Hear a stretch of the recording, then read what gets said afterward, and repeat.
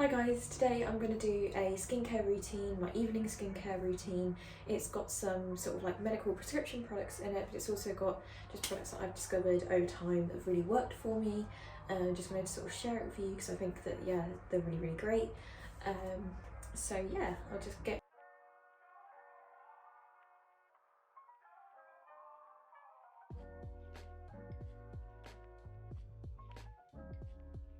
cracking. So first things first.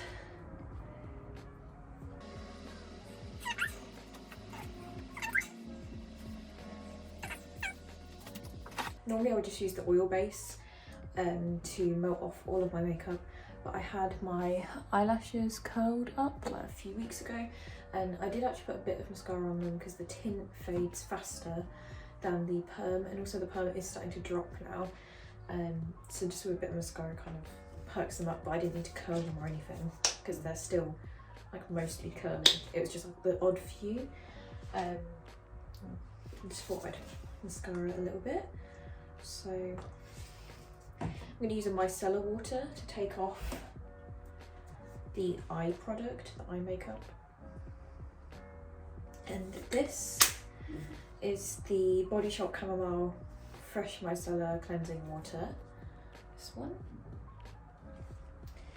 So I've just got 2 cotton pads. I normally use reusable cotton pads, but I've run out because we had to buy a new washing machine because it went kaput. So I'm going to wash all them up, but normally I have them in a little pot on the side, but today disposable ones. So I just kind of gently pat into the eyes first, so to start sort of encouraging the product off before I start to wipe, just so you know you're not hurting the eye or creating, you know, pulling or anything anymore than you need to. So you see that's coming off quite easily.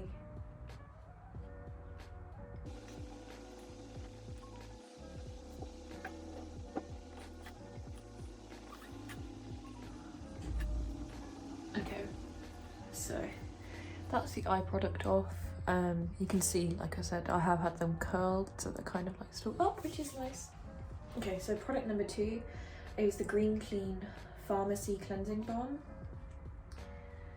And I just use a spatula of it. Yeah, I just use a spatula of it. To be honest, I probably don't need as much as that. That's probably more than I need because like I said, I've already took the makeup off with my eye makeup off with the micellar water, but that's okay. So I've like really rubbed it all in. Makeup's feeling quite melted down. So what I'm going to do now is I'm going to just get a little bit of water on my hands and I'm going to emulsify. So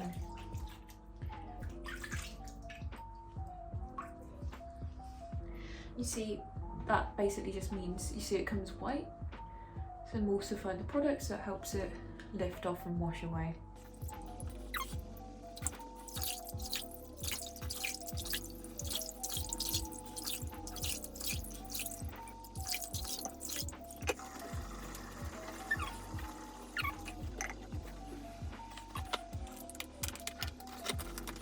So I'm going to use the Kate Somerville ERADIKATE Daily Foaming Cleanser.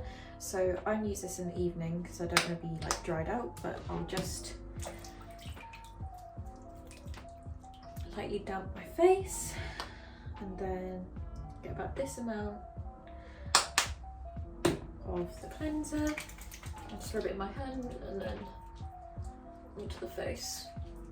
And tonight I'm actually feeling a bit of irritation sort of across here. You can probably see a bit of redness on my cheeks, so I can feel a little bit of burning, not burning, like tingling. I have had quite an active amount of peeling across my lip here from using the medical product that I'll show you. But if my skin was feeling alright, just normal, then I would normally go in on today's like exfoliating day, so I would normally go in with my ERADIKATE exfoliating treatment. That's amazing, really great, but it is quite tingly, so I don't want to overdo it. So what I'm going to do instead is I'm just going to go in with my toner. So I have this one, which is the British Rose, which to be honest feels like a pretty decent dupe for this one, the Pixie Essence. They really look incredibly similar. You've got similar things, so if you want to splurge on a Pixie product, then like feel free, because it is lovely, but I do feel like I pretty much get the same feeling on my skin. So since for me a tone is kind of like a nourishing, calming step after the wash,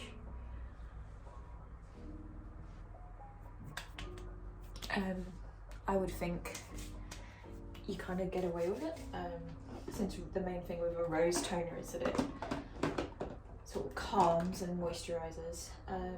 So what I've got here is Epiduo. It's from the doctor it's prescribed. It's a benzoyl peroxide and adapalene gel. So it works really, really well, but I also do have Differin, which I think people actually use more in America. So with Epiduo, it's really like Differin. It has a lot of the same stuff, but it does have a few extras. You can read the information online when it goes through the tests, because it's part, you know, with the NHS, all that information's open and available. This does have a higher likelihood of bringing you out in redness or irritation when comparing Differin, like in the study. They notice more of that. So today I'm just putting a smaller amount on than usual, and I'm going to concentrate it in where I get my breakouts, so around the cheek and jawline.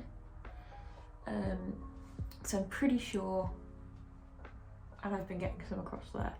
Bear in mind that the Epiduo and the Differin can have a bleaching effect, so wash your hands before you go around touching all soft surfaces, because even though I wash my hands a lot, if you see what's happened, this used to be more this brown colour and now it's gone this orangey colour. What I have traded in to use, so for my moisturising step, I use the Glow Recipe Watermelon Moisturizer, because it's light, it's a gel, but it feels really dewy and nice, so it's still a nice cream to put on. Smells lovely, and I like products with fragrance. Like, I actually enjoy, you know, feeling like it's actually a treat when you spend all this money on a product. But everyone is each to their own, obviously, and it depends on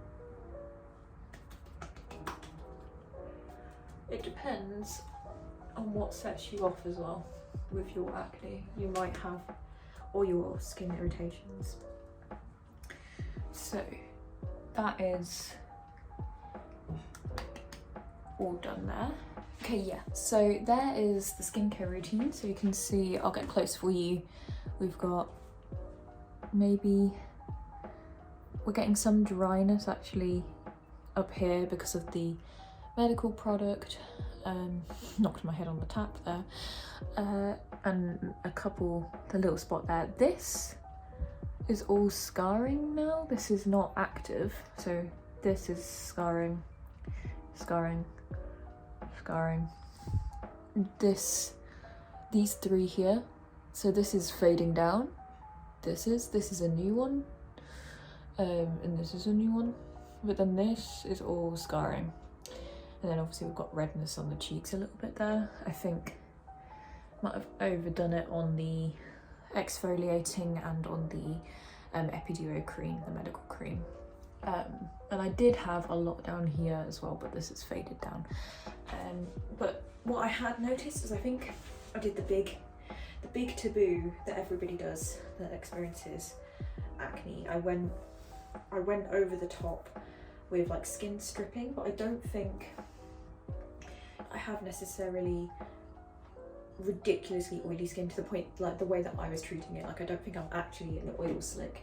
I think I produce a bit of excess around here and maybe some here, but I don't think it's so bad, and like the dewy look is in, so I think I was kind of overdoing it. Like, all of my makeup products were matte finish as well, you know, powders, powder, dry, and I think I was just overdoing it. So what I've gone for now is, like I said, so I'm using an oil-based cleanser, so it's, you know, nice gentle way to take off the makeup, and pressing the micellar water into the eyes first, gently taking it off. Using glow tonic has actually been really nice because it's like a nourishing moisturizer as opposed to using something.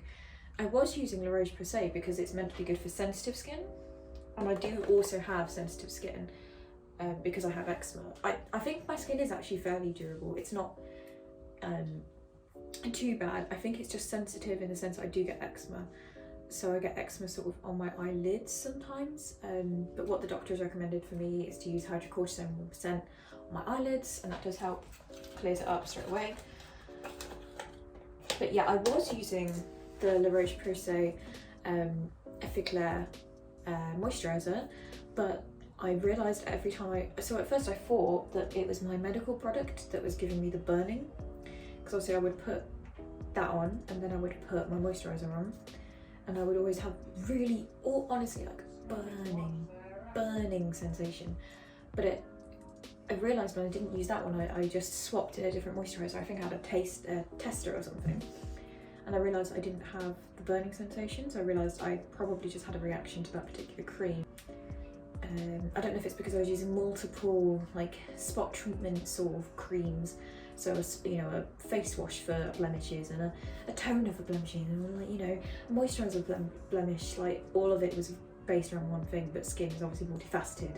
So I've been using, like I said, something more nourishing and calming, and it's a gel, so it's not over comedogenic, so it's been really good. So I started off with a small bottle, and it lasted quite a while, to be honest. So I had a birthday voucher thing from Cool Beauty, so I got a big box. And to be honest, I've actually really gotten on well with this because it doesn't feel stripping once I'm finished, as long as you know you move on to your next step fairly promptly. If I leave it too long, I do still start to feel the tightness. But that's why I think I've probably got, I probably have a mix of dry and oily, because if I leave my skin, it does start to feel dry if I wash it and leave it. But at the end of the day, from a normal day, I will experience oiliness around here, not in the forehead, never in the forehead, around here, and a bit down here, and a bit of like makeup movie. So yeah, that's why I think I've probably got a bit of oiliness. But yeah, I think I'm actually drier than I thought, but because when you have acne, you just presume oily. But yeah, that's my skincare routine. So yeah, hope you liked it. If you want me to talk more about skincare, because I've tried so many products and done so many things, let me know what you're interested in.